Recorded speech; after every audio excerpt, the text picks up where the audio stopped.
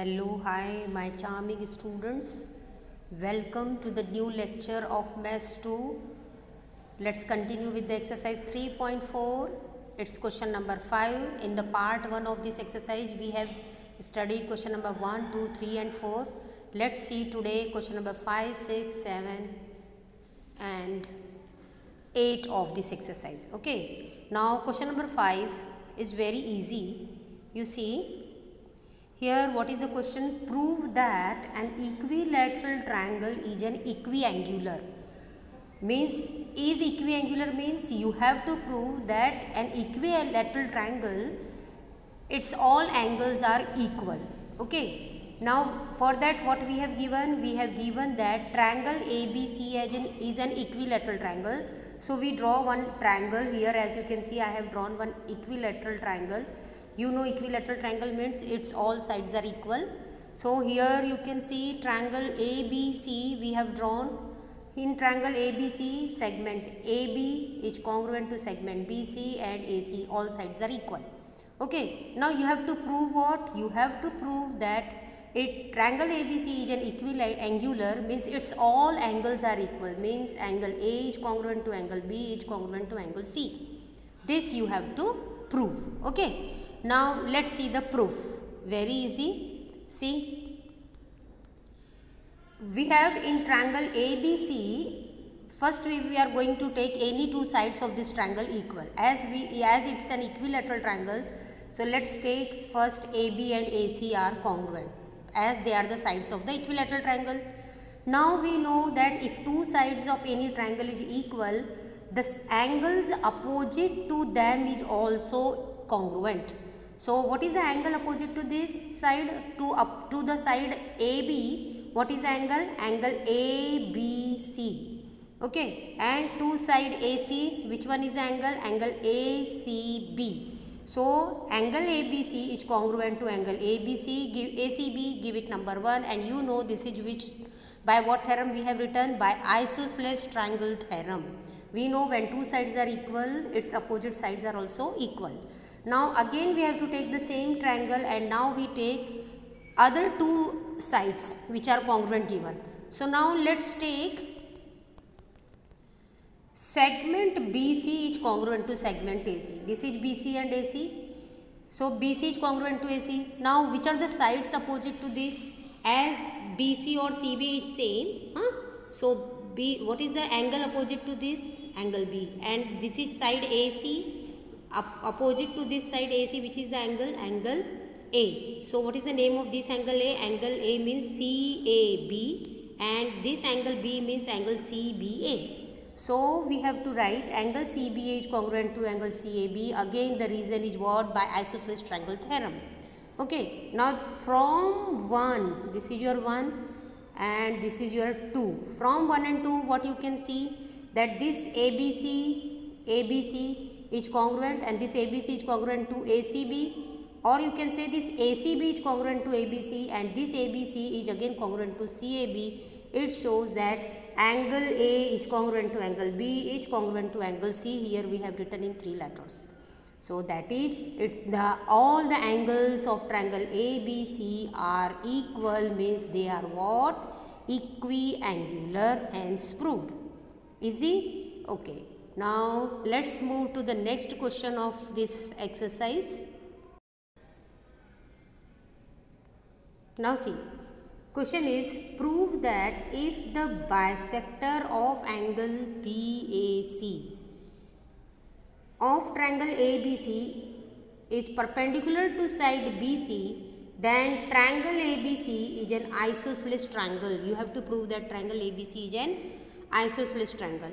So children, see, first of all, the questions of Maths 2 is always easy if we draw the figure.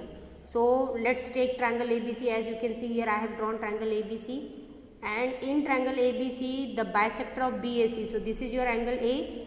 From angle A you have to draw one bisector. As this is angle A, we have drawn one bisector, and bisector means this angle and this angle are equal. This you know. Okay. Now it means we have drawn now AD, and this AD is the bisector of angle BAC, and AD is what? Perpendicular to the side BC, it is given. and you have to show that this triangle ABC, the triangle ABC is an isosceles triangle. Now children, very simple, you know when the triangle is an isosceles triangle, if its any two sides are congruent, means this you have to prove. Now let's see.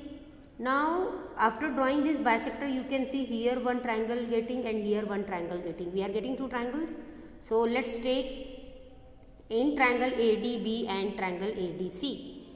Now you have to write any three congruent parts. So you can see now that segment AD is congruent to segment AD. This is the common side you can see, and this angle are the bisectors. Okay. So angle bisector is there AD, so angle BAD, B means this angle, this and this. Angle BAD is congruent to angle CAD, this is given, and as there is a perpendicular here, so you can see that angle ADB is congruent to angle ADC and each what 90 degree. So therefore angle ADB, both the triangles are what now congruent by what, as you can see, which test is there. You see here, very easy to write the test also. This side you have taken, this angle you have taken, and this angle. So angle side angle, by angle side angle the triangles are congruent. Now once the triangles are congruent, its remaining parts also congruent. Now which remaining part you want? You want segment AB and AC. As AB and AC belongs to the congruent triangle. Okay, so segment AB is congruent to segment AC by CSCT, and therefore the triangle ABC is an isosceles triangle. Okay, and then we write hence proved. Okay, so in this way we have completed our sixth question also. Now let's move to the next question. Let's see now question number 7. In the figure, if segment PR is congruent to segment PQ, as you can see that this PR and PQ, they are congruent segments. Okay, and you have to show that segment PS is greater than segment PQ. Now first of all, let's see this segment PS and PQ belongs to which triangle. You can see here this PS and PQ belongs to triangle PQS. Okay. Now if you want this PS is greater, if we go in reverse order, it means by using the property you have to first show that the angle opposite to this side is greater. And what is the angle? Angle PQS. Okay. Similarly, segment PQC, this is segment PQ. What is the angle opposite to this? Angle opposite to this is this one. Okay, this angle, that is angle PSQ. So you have to show angle PQS is greater than angle PSQ, and then you can easily prove this segment PS is greater than segment PQ. Okay, so now let's see. In triangle PQR, as segment PQ is congruent to segment PR, this is given to you. As you can see, this is given. Okay, and we know when two segments are congruent, their base angles are also congruent. So angle PQR and angle PRQ are the base angles, and we have used here which property? Isosceles triangle theorem. Okay, now you can see children that this angle PRQ, this angle we are taking, angle PRQ is an exterior angle of which triangle? Triangle PRS. Here I am showing this triangle by the shaded part. For this triangle, angle PRQ is an exterior angle.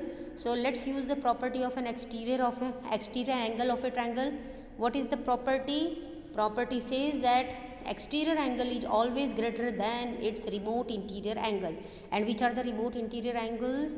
This RPS and PSR. So we have taken angle PRQ is greater than angle PSR. Give it number 2. Now from 1 and 2, what you are getting?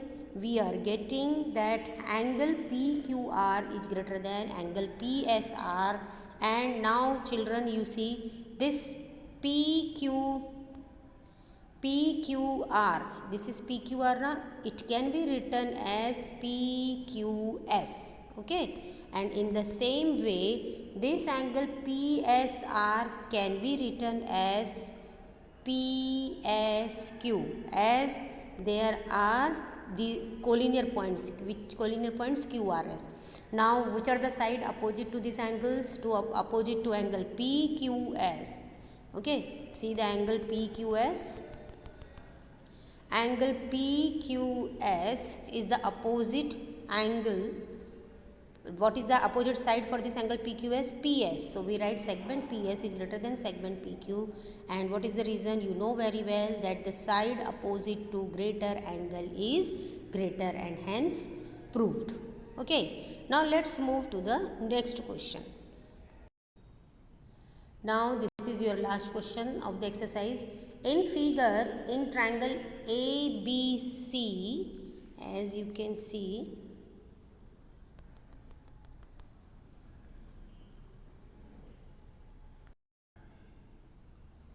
in triangle ABC, segment AD and BE are the altitudes.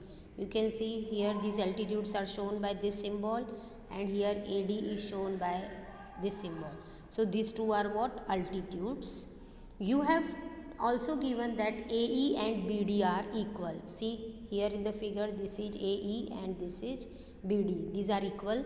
We have to prove that these altitudes mean segment AD and segment BE are congruent. Very simple, children. As you can see in this figure, we have two triangles, and which are the two triangles? Triangle ADB and triangle BEA. Now we are going to show these two triangles are congruent, and you know, to show the triangles congruent we need three congruent parts.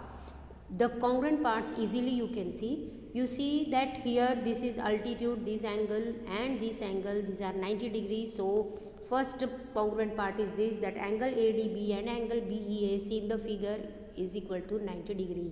This is given to you as they are here, there is altitude.